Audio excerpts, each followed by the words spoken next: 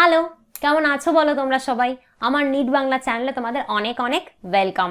তো তোমরা আমাকে অনেকে বলেছো যে ফিজিক্স কেমিস্ট্রি এইগুলো কি করে পড়বো, বায়োলজি তো হয়ে যাচ্ছে, আপনার চ্যানেল থেকে পড়ছি, আপনার কাছে অ্যাডমিশন নিয়েছি, ফিজিক্স কেমিস্ট্রি কোথা থেকে পড়বো?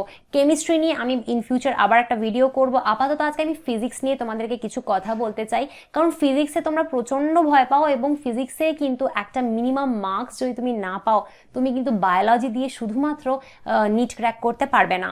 তো তুমি আরামসে ফিজিক্সে 160+ টার্গেট করতেই পারো 180-র মধ্যে, জাস্ট কিছু সিম্পল ট্রিক্স মনে রেখে বা পড়ার উপায়টা মনে রেখে। তোমাকে জানতে হবে ফিজিক্সটা তোমাকে পড়তে হবে কি করে, সেটাই হচ্ছে আসল স্ট্র্যাটেজি। তো সেই স্ট্র্যাটেজিটাই আমি তোমাদেরকে আজকে বলে দেবো।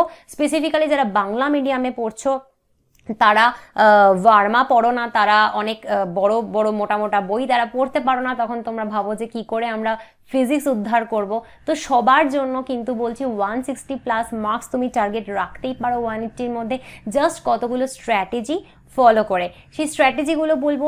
তবে এটা ঠিক কথা যে আমি নিজে ফিজিক্স পড়াই না, কারণ ফিজিক্স আমার সাবজেক্ট না, আমি বায়োলজি পড়াই। যদি তোমরা আমার বায়োলজি পেইড ক্লাসে এনরোল করতে চাও তাহলে আমাকে হোয়াটসঅ্যাপ করতে পারো এই নাম্বারে, এবং এখানে মাত্র ₹1000, যেটা তোমাকে ওয়ান টাইম দিতে হবে।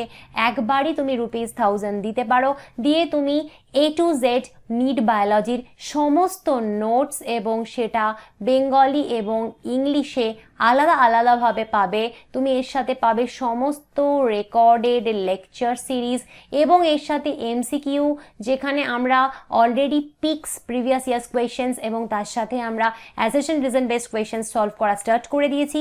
সমস্ত কিছু বেঙ্গলিতে করানোর চেষ্টা হচ্ছে, বেঙ্গলিতে অ্যাসারশন রিজন বেসড কোয়েশ্চেন্স আমি তৈরি করছি, NCERT এক্সট্র্যাক্ট করে বেঙ্গলি কোয়েশ্চেন করানো হচ্ছে। সব কিছু তোমরা পেয়ে যাবে শুধুমাত্র ₹1000 দিয়ে। তুমি যদি মনে করো যে তুমি অ্যাডমিশন নিতে চাও তাহলে একদম দেরি না করে এক্ষুনি এনরোল করো, তার জন্য হোয়াটসঅ্যাপ করো এই নাম্বারে যত তাড়াতাড়ি সম্ভব, কারণ টাইম ওয়েস্ট করো না। নেক্সট চলে আসি ফিজিক্সে। ফিজিক্স আমরা কিভাবে পড়বো? তো প্রথমেই তোমাকে আমি এখানে একটা খুব দরকারি কথা বলবো। অনেকেই তোমরা বলো যে ম্যাম সেলফ স্টাডি করছি, সেলফ স্টাডি করে কি ফিজিক্স পাওয়া যাবে? কোনো ভালো টিউটারের কাছে বা ভালো কোচিংয়ে পড়ছি না। ফার্স্ট কথা হচ্ছে সেলফ স্টাডি মানে কি? সেলফ স্টাডি মানে তুমি কারুর কাছে পড়ছো না, তুমি কাউকে টাকা দিয়ে পড়ছো না বা কোনো কোচিং জয়েন করোনি, কিন্তু সেলফ স্টাডি মানে কি তুমি বই খুলে একা একা রিডিং দিয়ে পড়ছো? যদি সেটা করো সেটা তোমার সব থেকে ভুল ডিসিশন ফিজিক্সের জন্য। ফিজিক্স তুমি বই খুলে একা কিছুই বুঝবে না, জাস্ট কিছু বুঝবে না, তখন তুমি প্রচণ্ড ডিপ্রেশনে চলে যাবে এবং ভাববে নিট কেন, কোনো পরীক্ষাই তোমার জন্য নয়। কারণ ফিজিক্স কিন্তু বই খুলে বোঝার জিনিস নয়। তোমাকে সবার প্রথম একজন ঠিক মতন টিচার ঠিক করতে হবে। তুমি ইউটিউবে সেটা করতেই পারো, কারণ ইউটিউবে প্রচুর ভালো ভালো ফিজিক্স টিচার্সরা রয়েছেন যাদেরকে তুমি ডেফিনেটলি ফলো করতে পারো ফ্রিতে। তো সেখানে তোমাকে খুঁজতে হবে তোমার কাকে ভালো লাগে। হ্যাঁ, বেঙ্গলিতে ফিজিক্স আমি জানি না কেউ আছেন কি না, তবে ইংলিশ এবং হিন্দিতে প্রচুর রয়েছে। তো তোমার যেটা কমফোর্টেবল লাগে ইংলিশ শুনতে বা হিন্দি শুনতে, তুমি সেটা চুজ করতে পারো। তোমরা অনেকেই হিন্দি বোঝো, আমি যতটা জানি তোমরা আমাকে অনেকেই বলেছো তোমরা হিন্দিটা বুঝতে পারো। তো হিন্দি সেরকম একটা চ্যানেল, সেরকম একজন টিচারকে তোমার সবার প্রথম চুজ করতে হবে, যার কাছ থেকে তোমার মনে হচ্ছে যে তুমি সবকিছু পড়তে পারছো, বুঝতে পারছো। নেক্সট যেটা করতে হবে, আনতাবড়ি হঠাৎ করে একটা লেকচার তুমি যদি তার কাছে ইউটিউবে পড়তে যাও তুমি কিছুই বুঝবে না, কারণ ফিজিক্স এমন একটা সাবজেক্ট যেটা ডে 1 থেকে বেসিক ক্লিয়ার না হলে তুমি কিছুই বুঝতে পারবে না। তো যেই টিচারকে তোমার ভালো লাগছে তার কাছে, তার চ্যানেলে গিয়ে তুমি চ্যাপ্টার 1 থেকে পড়া স্টার্ট করো। চ্যাপ্টার 1 থেকে লেকচার 1 থেকে তুমি পড়া স্টার্ট করো, নয়তো বুঝতে পারবে না। নয়তো হঠাৎ করে চ্যাপ্টার 15-এ গিয়ে তুমি সেটা যদি দেখো এবং দেখে তারপরে তুমি সেই টিচারকে গালাগাল দাও যে ওনার পড়ানো আমি বুঝি না, দ্যাট ইজ নট ফেয়ার। তো একদম প্রথম চ্যাপ্টার থেকে, প্রথম লেকচার থেকে তুমি ওনার কাছে পড়তে বসো। তার জন্য কি করতে হবে, একটা খাতা কিনতে হবে এবং তোমার তার সাথে লাগবে একটা পেন। এর বাইরে তোমার আর কোনো খরচা করতে হবে না।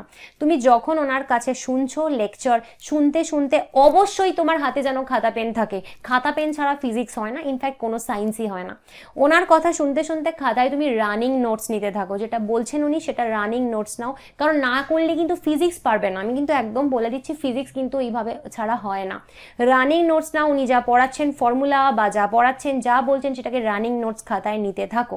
এটা হবে তোমার প্রথম কাজ। নেক্সট কাজ, ফোকাস অন এনসিইআরটি। আমি জানি যে ফিজিক্সে তোমরা অনেকেই বলবে যে ম্যাম এনসিইআরটি পড়ে ফিজিক্স হয় না, অনেক বড় বড় বই রয়েছে। দেখো বড় বড় বই রয়েছে, তুমি যদি আইআইটি ক্র্যাক করতে চাও তুমি সে সমস্ত বই পড়তেই পারো, কিন্তু নিটের জন্য এই মুহূর্তে এনসিইআরটিটাই যদি তুমি শুধু পড়ো তোমার নিট ক্র্যাক হয়ে যাবে, যেখানে তুমি 75 থেকে 80% কোয়েশ্চেন শুধুমাত্র এনসিইআরটি থেকে পাবে। 2022 আর 2023-এ তুমি নিশ্চয়ই দেখেছো প্রচুর এআর বেসড কোয়েশ্চেন্স এসছে, যেগুলো কিন্তু পুরোপুরি এনসিইআরটি থেকে আসছে। তার জন্য তোমার এনসিইআরটি পড়তেই হবে। তাই এক্ষুনি হাজার একটা কঠিন কঠিন বড় বড় দামি দামি বইয়ের না গিয়ে এনসিইআরটিটাই বাপু কাছে রাখো। তো ফোকাস করো এনসিইআরটিতে। থার্ড যেটা তোমার হবে, এনসিইআরটির একটা চ্যাপ্টার খুলে প্রথমেই সেই চ্যাপ্টারের প্রথম থেকে তুমি না এগোতেও পারো। সেভাবে করলে অনেক সময় বোরিং লাগে, কঠিন লাগে, বুঝতে সমস্যা হয়। তোমাকে প্রথমেই যেটা করতে হবে, তুমি তো তোমার ওই টিচারের কাছ থেকে পড়ে রানিং নোটস নিয়ে নিয়েছো, কনসেপ্ট অনেকটাই বুঝে গেছো যার কাছে পড়েছো তার থেকে, যার লেকচার শুনছো তার থেকে। নেক্সট তোমাকে যেটা করতে হবে, এনসিইআরটি খুলে তোমাকে পয়েন্টস টু পন্ডারে যেতে হবে। তুমি এখানে দেখো বইয়ের চ্যাপ্টারের পেছনে পয়েন্টস টু পন্ডার থাকে, এইগুলো অত্যন্ত ইম্পর্টেন্ট পয়েন্টস।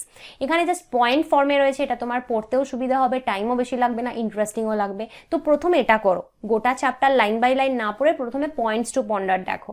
পয়েন্টস টু পন্ডারের পরে যেটা তোমাকে দেখতে হবে, ফোকাস অন সামারি।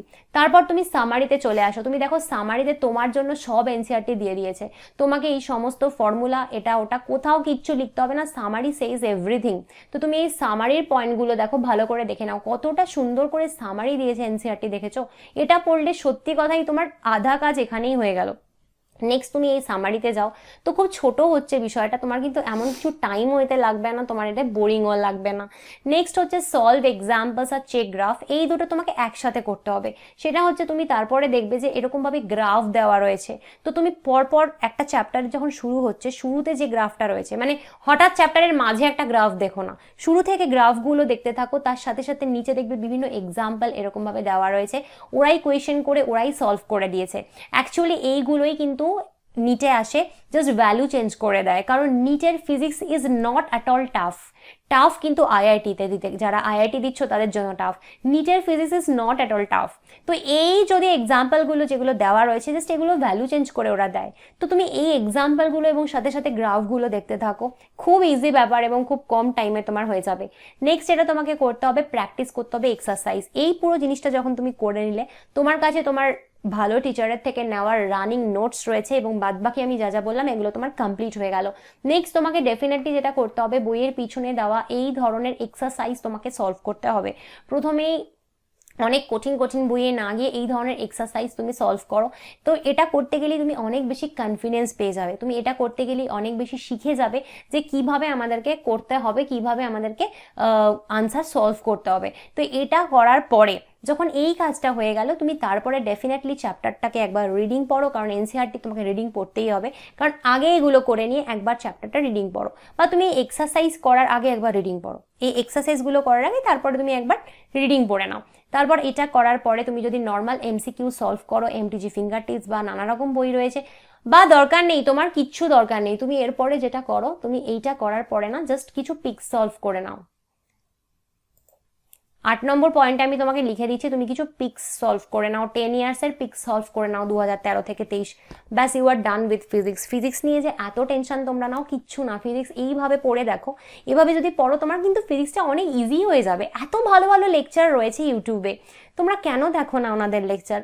আমি জানি বাংলায় নেই, কিন্তু হিন্দি তোমরা অনেকেই বোঝো, তাহলে অসুবিধাটা কি আছে? শাহরুখ খানের সিনেমা হলে দেখতে যেতে পারো আর ফিজিক্স লেকচার শুনতে পারো না? তো হিন্দি হলেই বা কি আছে সেগুলো শোনার। হ্যাঁ, যারা একদমই হিন্দি বোঝো না তাদের কি করতে হবে সেটা আমি ভেবে, যদি কিছু বেরোয় আমি ডেফিনেটলি আবার একটা লেকচার করব সেটা নিয়ে, যারা একেবারে হিন্দি বোঝো না। তো যাই হোক, এইভাবে করে দেখতে পারো, এতে তোমার ফিজিক্স অনেক কম টাইমে হয়ে যাবে, অনেক বেশি ইন্টারেস্টিং লাগবে, বোরিং লাগবে না, ইন্টারেস্ট পাবে, এবং তার সাথে সাথে কিন্তু নিট 160 মার্কস তোমার এখানে হেসে খেলে উঠে যাবে ফিজিক্সে। Physics is not tough in NEET. ভিডিওটা কেমন লাগলো অবশ্যই কমেন্ট করে জানিও, ভালো লাগলে লাইক কমেন্ট শেয়ার তো করতেই হবে, চ্যানেলটা ভালো লাগলে চ্যানেলটা সাবস্ক্রাইব করে দিও। তাহলে আজকে আসি, পরের দিন নতুন ভিডিও নিয়ে আসবো। Bye bye.